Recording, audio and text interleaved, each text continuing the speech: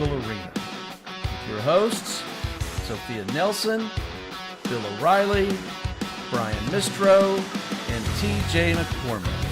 It's real voices, raw politics, and no bullshit.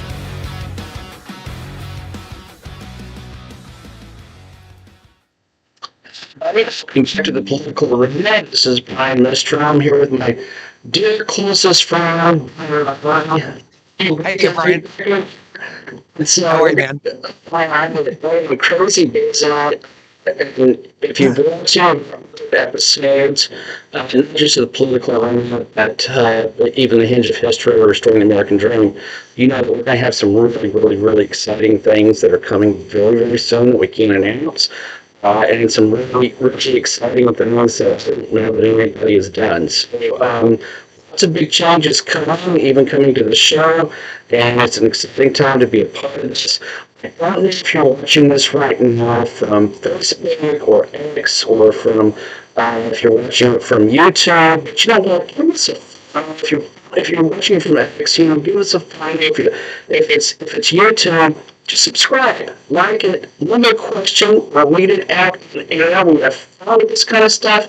Now, what's important is that reach out that you give us some of your feedback, and then one day the whole team here will talk about it, put it on air, and just have some fun with it.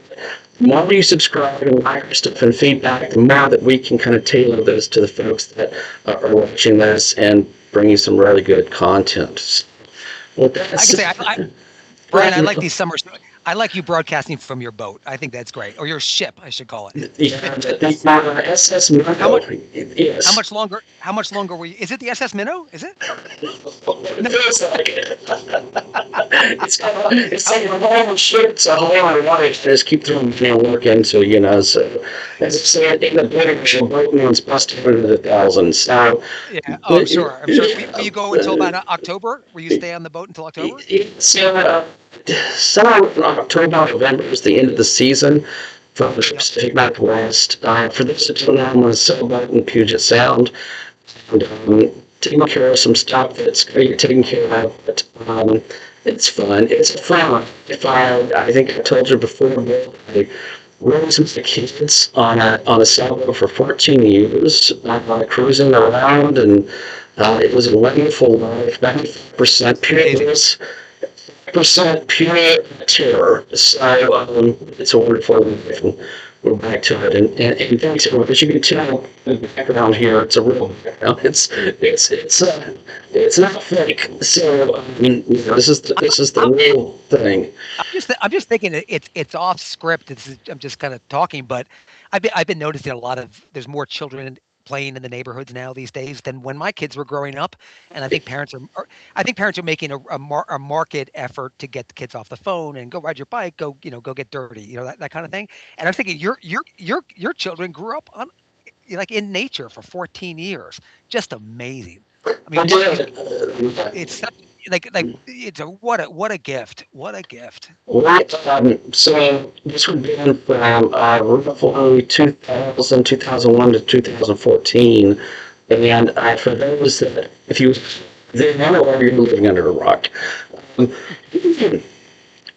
about, and video games were about the internet and television and all that kind of stuff.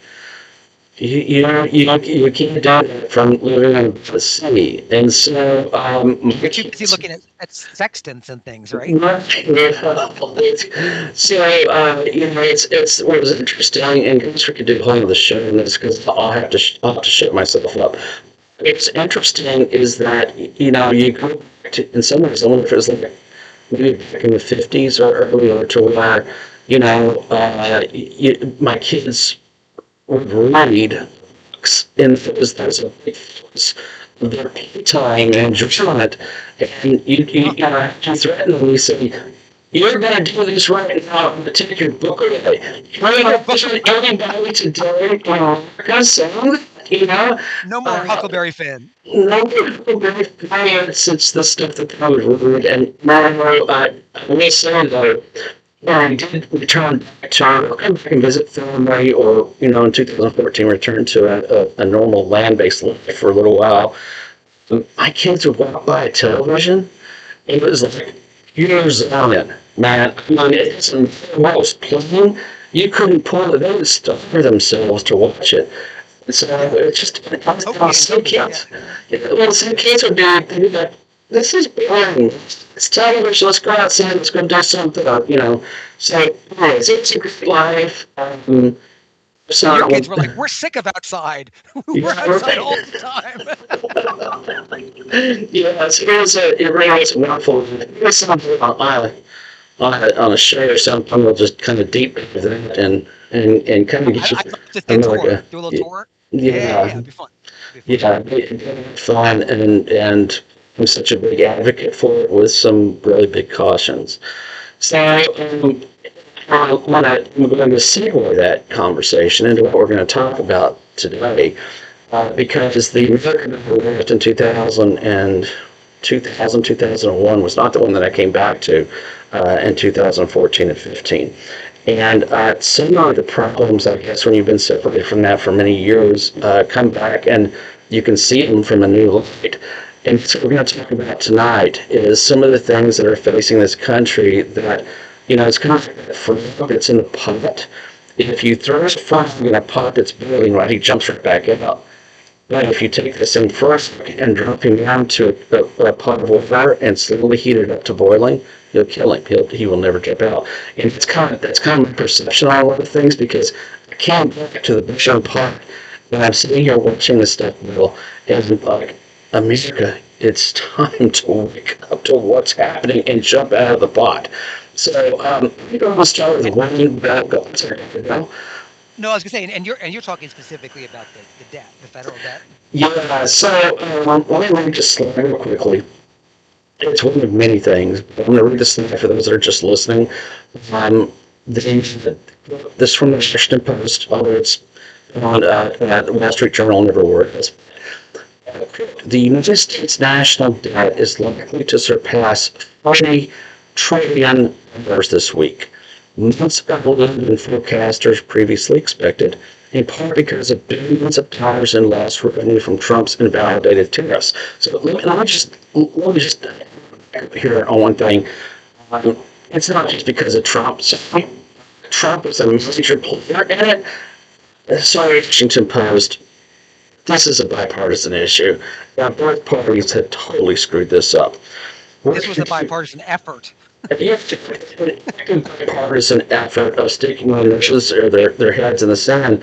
And so, in the same what we're going to talk about, it's a political arena, and in the political arena, we're supposed to get really political. I'm not going to do that for a second. Instead, I'm going to say, that's what we're talking about. This has been something that both of these political parties have driven us into. Folks that are watching this, we are going to do a very deep dive with several people that you will know their household names, and we're going to talk in deep dive into the national debt. But for just a moment, you and I, both of us conservatives, we were fighting the national debt. It scares the hell out of me what we're leaving to our kids, and that's what I came back to, Bill. Yeah, I saw that 40 billion, and I've talked and worked on campaigns throughout the years, a lot of them involving the debt, and it's just that the numbers are staggering, and we're getting into an area that we may not be able to get out of. And that's the problem. I look back this afternoon. I took a look and I was like, I was born in August '63. I was like, what was the debt in August '63? It was $309 billion. I said, what would $309 billion be today? And it was like, it was like 300, and it was like a 3.1 trillion or something like that. I mean, about 10% of what the actual about 8% of what the actual debt is now. I mean, we're pushing $40 trillion. I mean, Simpson Bowles was what, 2011, 12, in that range, 10, 11, 12, and that thing. And they were freaking out that the debt was getting close to, seven. I forgot what the numbers were. Did a million Yeah. press conferences on them. 17 trillion, 12. I forgot what the number was. But now we're pushing 40, and we're not even trying. Like we're not even trying.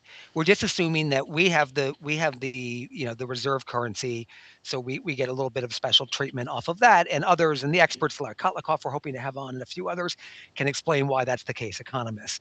But both both parties are just one term after the other, just piling it on. And the thing is, as Joe Carver will tell us, the we're only talking about 40 trillion in debt. We're not talking about unfunded liabilities for Medicare, for for Social Security going forward. That's a times 10 or times 100. I mean, the numbers are just they're almost unfathomable. But that's what I mean. I got to tell you, I mean, I don't have answers. I don't know what's going to happen, Brian, in 3 or 4 years when they need to cut Social Security 38% or whatever that number is. Like, what's going to happen? People are going to go bananas. I Yeah. have no idea. And how do you fill that hole? Let's chat about that for a second because when I was reading on it, I had to say for that allergies, everyone. But just us paying for the interest on the debt that will soon be approaching $1.5 trillion. It's the entire military budget for the United States for a year, starting in January, starting for a year. Just the interest To service it, just to service it. And, Vance, was it yesterday, going and saying, and I don't know if it was he misspoke himself. I don't know if he was just talking, at the side of his mouth or whatever. If he was actually laying a little bit of forward-looking map of something that might happen. But he said that, in his opinion, we should look at dropping the reserve currency. That way, the United States markup, which it would be better to pay off in lower than her means. And I'm paraphrasing a lot of it, and we don't need to dive into it too deeply, but I will say, Mike, we actually had this on our show. You were here when we had the comments on our show that said if the United States loses the reserve currency, it is going to be an economic collapse that this country has yet to know. And so with $40 trillion in debt, and that's what I'm interested in stopping at. I don't understand how we avoid that. Yeah, I mean, typically when it was at 12, and I remember I did a race. It was a big race in New York at the time. It was 2011. It was Bob Turner for Anthony Weiner's old seat, and it was a special election. So there was the whole country's attention was on the race, and Republicans hadn't won that seat since I think 1922. And we pulled it out. It had a lot to do with Israel and debt. We did a lot of debt press conferences under the board, and what the conversation back then among conservative intellectuals was, the only way to get through this is to grow your way out of it, is to get the economy humming so much that you're kicking in revenue and you grow your way out of it. At $40 trillion, I don't know if that's possible. I mean, can you grow your way out of this with an AI boom like the one that some people are envisioning? Right. Probably, but does that really happen? Does that AI boom really happen? I'm dubious.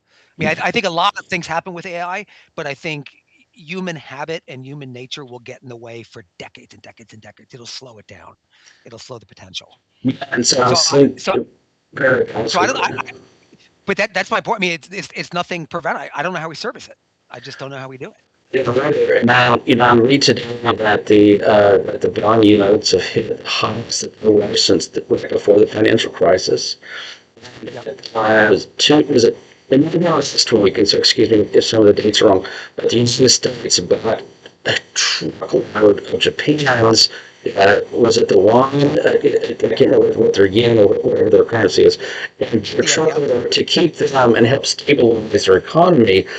And we learned yesterday that it wasn't enough, and the Bank of Japan wasn't enough. And so the only thing that Japan has left to do is start dumping treasuries, which is going to make it go even more, which is going to make other countries flee towards gold and other investors flee towards gold. And it's going to make the precarious the reserve currency of the United States in an even more difficult spot.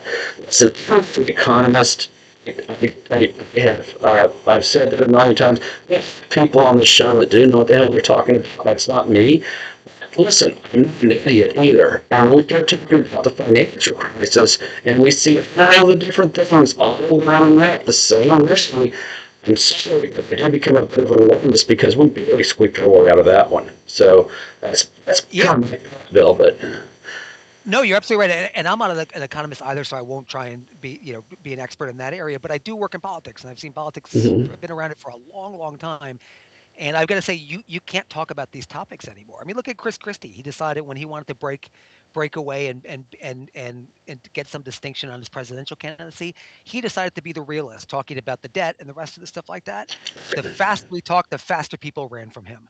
They didn't want to hear it. They don't want to hear that Social Security is not going to be there. They don't want to hear that Medicare is not going to be there. They don't want to hear it. They don't want to understand the numbers. They're too big to fathom. You can't. I remember Reagan saying he did. It's 1980, I guess. He was talking about if we stack dollar bills up to the moon, and it was a way of describing the debt, and the whole country went. It was like a swooning thing. That was nothing. That was nothing. It was nothing. You know what I mean? So it's just incomprehensible. So I don't know how we move through it, but you cannot like and I know and everybody watching this knows that neither party is going to step forward and say we've got to be the grown-ups now, because if you do it, 100%. it's politically suicidal, and It's you can't been blame them. You can't blame them, because if they do it, they're out of office. So what do you so what do you do? We just pretend we go on pretending that everything is going to be fine. so just another interesting point you brought up Social Security. And again, we're dragging into this subject. Well, I'm going to keep talking to folks with people that are experts. But I just want to say another thing. So Social Security, as you brought up, what in 2036, I think it is, or is it 2034?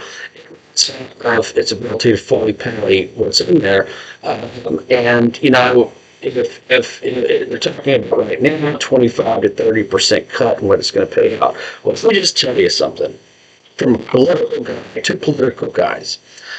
If it comes, if you cut off grandma's Social Security, neither Shay nor her kids nor her grandkids are going to vote for you. You're going to make sure you get run out of office. So my guess is, Bill, when the bill comes due, no pun intended, what we're going to do is we're going to buy it and we're going to print our way out of it and make sure grandma still gets her full Social Security benefits, and the national debt goes up even further with nobody talking about a way out of it. Because if they don't, they don't have a job. So, Yeah, yeah. from the political side of it, if they talk about and make something serious changes about the effects of national debt, it's not a job. Somebody will carry them right out if you're Republican or Democrat.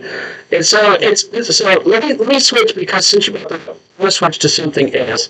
Read the slide again, because I think this goes into a deeper question for America. And again, this is unusual for us because we're now talking nonpartisan stuff and being hateful to both sides. But let me just go ahead and read the slide. This is part of several slides, but I'm just going to read this one right here for those that are just listening. 40% of SNAP recipients are children. 40%. Included here are the work requirements for the programs, blah, blah, blah. I think it's fair to say we're nudging society to return to an era where kids must prioritize work over school to help their families survive. And so I want to say that again. Kids under 15, 16, going to work instead of going to school to help their family survive. So my question to you, Bill, as we read this and blaming both parties, is America advertising how she's spending this insane amount of money correctly? I mean, for example, our military budget goes to $1.5 trillion. I think it's in January. Uh, we pay for all of those benefits many times over. Do we not have, are we prioritizing right? Do we have a responsibility to the poorest of us, and especially children, to make sure they can at least eat?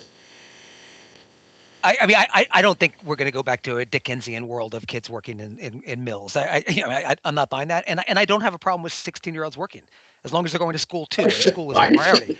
Yeah, me too. Yeah, yeah. I mean, totally. Like it doesn't bother me that much. But what like there's going to have to be a new economic model that's going to have to reveal itself for this generation coming up, because the one that exists now is just not going to be there. It's already fleeting. I mean, look at I mean, I don't get a pension, but most people do still my age, or a lot of them still do. None of these kids are going to have pensions. Social Security is going to be spent down. The housing more. I mean, it's you. I mean, we talked about this a bunch of times. You wonder why kids are flipping out and calling themselves socialists. I mean, they're trying to figure out a way to get through this. Um, you know, I don't have the answers, but we need to be talking about this stuff honestly, and we need to stop pretending that it's not real and that it's not happening. I mean, every single day we're adding to this thing. Yes. There was a Wall Street Journal economist just a few days ago came out with an article that said that socialism isn't the answer, but the questions are real. And so it kind of leads back to people will look for other things. If you can't survive with the economic model or survive comfortably with the economic model that's in place, no matter how good or bad it is, they're going to look for a replacement. And so replacement doesn't necessarily have to be an improvement. So it could actually be worse, and I think that's what you were talking about, Bill. And Brian, I gotta say, I'm not that sanguine. Like there are a lot of people, including Elon Musk and our friend Joe among them, and others. I mean, Elon Musk, saying 10 days ago in his interview, you don't have to worry about a job, you don't have to worry about savings, you don't have to worry about retirement, you don't have to worry about this, you don't have to worry about that. BS. I mean, no. I mean, you're too smart, Eli. You're thinking too much because you've missed reality, and it's like that's just not going to happen. It's just not. People need to work. If they don't, they'll kill each other or they'll kill one another. And it's like people aren't going to just hand away wealth, to other people. It's still going to be eat your own. It's still going to be survival. I don't care what AI is out there and how efficient the food supply is. It's it's not going to be us sitting around on blankets with flowers in our hair, like in a Star Trek episode. Like, we have no more want. We have no more want. My God, if we had no more want, we'd all kill each other. I really believe that. So I'll add to that. And folks, we do have an AI show. It's called The Hinge of History.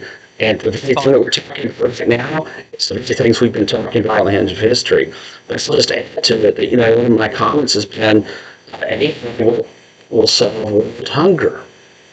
Well, we could solve world hunger without AI. We would just chosen not to.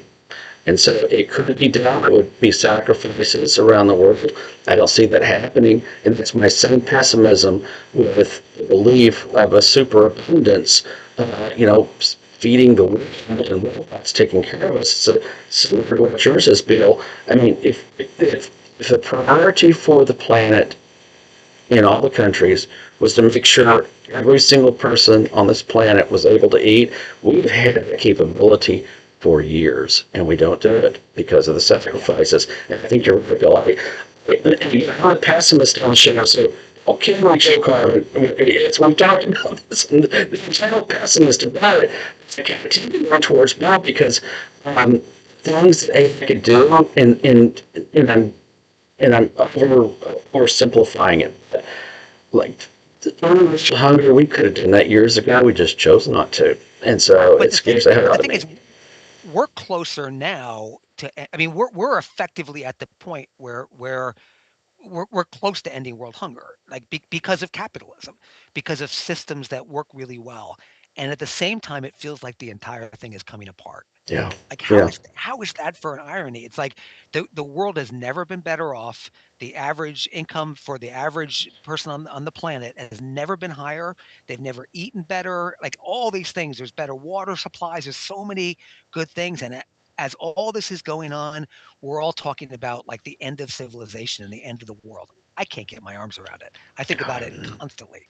And it's like the better stuff is on paper, the worse it feels and the more disconnected we feel from our purpose, from meaning in life, the rest of it. Yeah. It's a fascinating time to live. Not always fun, but fascinating. Yeah, I do agree wholeheartedly with Joe that the next 50 years, if that long, will determine the outcome and trajectory of the human race. Because it will change our world. That will do for sure. Yeah. I do think, Brian, because you mentioned the $1.5 trillion military budget. From my perspective, from my opinion, is you can't cut anything out of the military budget. I know they waste a lot of money. I know probably billions of that is spent on expensive hammers, that type of stuff. But in the world right now, this is a very dangerous world right now. It And is. it's like it's not that you just have to be strong, but you have to look strong all the time. Yeah. And it's a three-player world, Yeah. and we can't back down militarily. We can't right Yep. now. Yeah, I'm extremely pro-military as you are, I know you and are. it's like one of my passions. I do think that we do need to reassess and really look hard at how we're spending it towards a changing warfare. And we did talk about this previously on the political arena because, when we're talking about building battleships again, and yet Russia is putting out, $3-4 million most modern T-90 tanks that they have, and they're getting destroyed by a $20,000 drone. We need to Yep. reassess things that how we're spending the money, because I think that a lot of the stuff that we're spending the money on now is now obsolete. So Yes. Absolutely. I mean, maybe that's what happens, Brian. Maybe the budget for military comes down so much. I mean, right now you have these multi-billion-dollar ships that are vulnerable to $300 drones. When you send 800 drones or 2,000 drones at a ship, you can't get them all. it's gonna save it. It's gonna save Yeah. it. And so Or it's gonna knock it out of that. It's gonna knock it out of combat. for sure. Go, all the drones going after the rudder system, or the engine room. Well, I'm not an expert, neither are you, but let's say, it's another video, and you can watch video after video after video of Russian top-of-the-line armored APCs, all personnel carriers, their tanks, their everything gets obliterated, and, somewhere between 200 to 300 or maybe up to a $20,000 drone. It doesn't work anymore. Those things are obsolete. It's not working.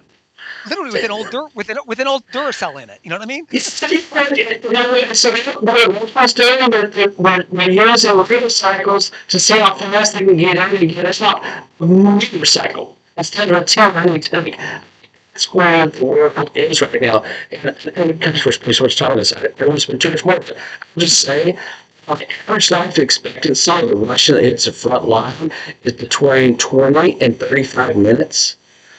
Yeah. That's changed, and we need to reassess and make sure we're staying up with technology. So, And there's 30,000 North Koreans, another 30,000 coming to Ukraine. yeah, because the also just more killed. So Yeah. it's just amazing. All of them.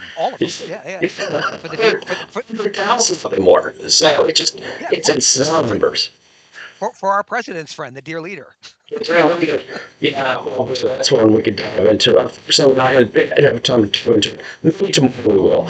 So I just want to a couple of minutes. I just want to jump on something on the show. Two slides together and read through them because I'm coming from the front of us jumping out of the boiling waters we're talking about. And the question is, do we need to start electing people, folks? So let me just start the first one. House Ethics Committee announced that it's investigating Democrat Representative Jimmy Gomez over allegations of sexual misconduct. Here's another thing we're reading. So if you want to read the rest of the slides, you're more than welcome to.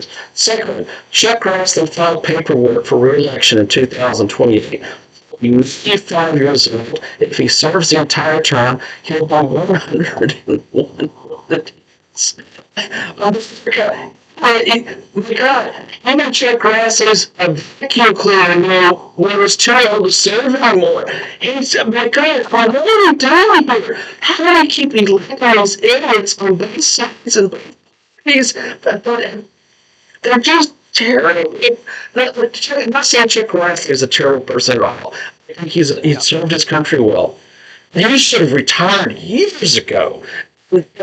These jokes like movies, the guy were just showing there, and I was in Ohio. Max Miller, I can't remember what his name is. It's not a Republican or a Democrat thing, it's both of them. And it's like, okay, we just start.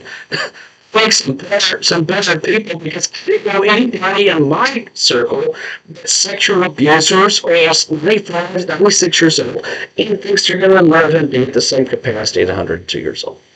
So, if you only got 30 seconds, babe. Don't you just check your tail health? I am not against. I don't like age limits.